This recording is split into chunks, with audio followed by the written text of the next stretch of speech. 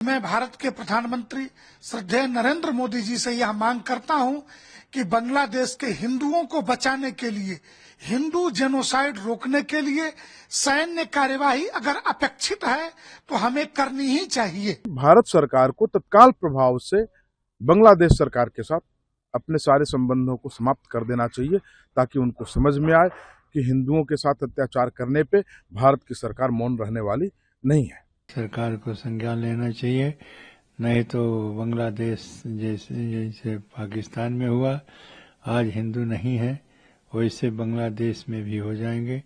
धार्मिक नेता इस्कॉन के चिन्मय दास जी की गिरफ्तारी बेहद निंदनीय है। अखिल भारतीय संत समिति लंबे समय से यह मांग करती आ रही है। पिछले 5 अगस्त को जब बांग्लादेश के अंदर शेख हसीना की सरकार को अपदस्थ किया गया, उसके बाद की जो गतिविधियां हैं वो ठीक नहीं है। हिंदुओं का दमन हो रहा है, हिंदुओं की हत्या हो रही है, उनकी दुकानें लूटी जा रही, उनको विभिन्न सरकारी नौकरियों से बाहर निकाला जा रहा है।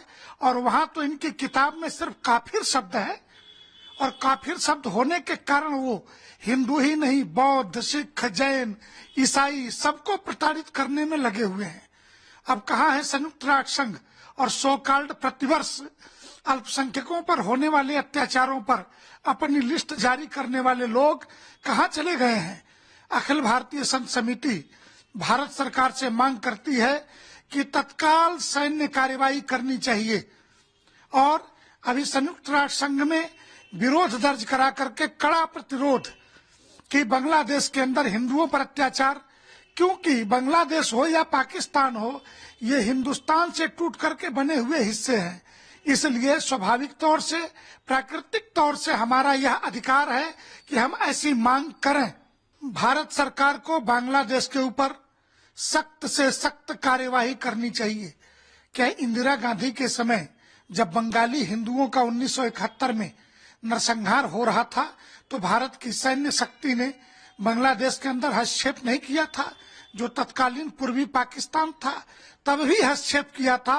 उनके 90,000 से ज्यादा सैनिक बंधक बनाए गए थे।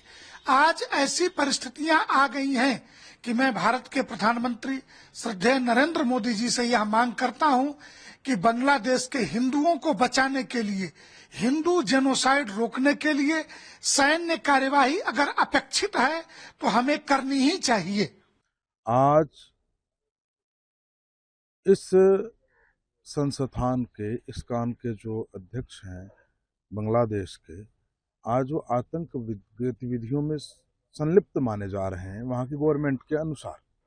आज से पूर्व जब ऑल वर्ल्ड में कोरोना महामारी फैली हुई थी, तो उसी इस्कॉन टेम्पल ने बांग्लादेश के अंदर महीनों तक लाखों लोगों को भोजन देने का, दवा देने का कार्य किया था। तब वो आतंकवादी गतिविधियों में नहीं थे, लेकिन आज वो सरकार बदलते ही आतंकवादी गतिविधियों में आ गए। तो ये तो उस सरकार की सोची समझी चाल है कि हिंदुओं को यहाँ से पलायन किया जाए ताकि बांग्लादेश के अंदर हिंदू ना रहें। तो इस प्रकार की स्थिति में संपूर्ण विश्व बिरादरी इसकी घोर निंदा कर रही है। अभी जो है हमारे अमेरिका में जो चुनाव हुआ, डोनाल्ड ट्रंप ने भी इसकी घोर निंदा की कि बांग्लादेश के अंदर हिंदुओं के ऊपर अत्याचार किया जा रहा है। तो जो सत्य है वो सत्य है, इसकी घोर निंदा की जानी चाहिए। और इससे संपूर्ण संत समुदाय बहुत आहत है, बहुत दुखी है कि इस प्रकार के कृत्य किए जा रहे हैं। हालांकि यह कोई नया कार्य नहीं है बांग्लादेश और पाकिस्तान का, ये पुराने कार्य हैं। बांग्लादेश और पाकिस्तान में हिंदुओं की जनसंख्या जिस हिसाब से घट रही है, ये प्रतीत हो रहा है कि एक सूत्री कार्यक्रम चल रहा है इस्लामिककरण का, जिससे जो है संपूर्ण बांग्लादेश, संपूर्ण पाकिस्तान को, इस्लामिक देश तो है ही है वो, लेकिन उसको और इस्लामिक किया जाए। जो थोड़े बहुत अल्पसंख्यक हिंदू हैं उनको भी वहां से पतन कर दिया जाए, वहां से उनको भगा दिया जाए, या फिर उनको किसी ना किसी गतिविधियों में फंसा करके उनको बंद कर दिया जाए। क्या अपील करते हैं सरकार से? इसमें भारत सरकार को तत्काल प्रभाव से बांग्लादेश सरकार के साथ अपने सारे संबंधों को समाप्त कर देना चाहिए, ताकि उनको समझ में आए कि हिंदुओं के साथ अत्याचार करने पे भारत की सरकार मौन रहने वाली नहीं है।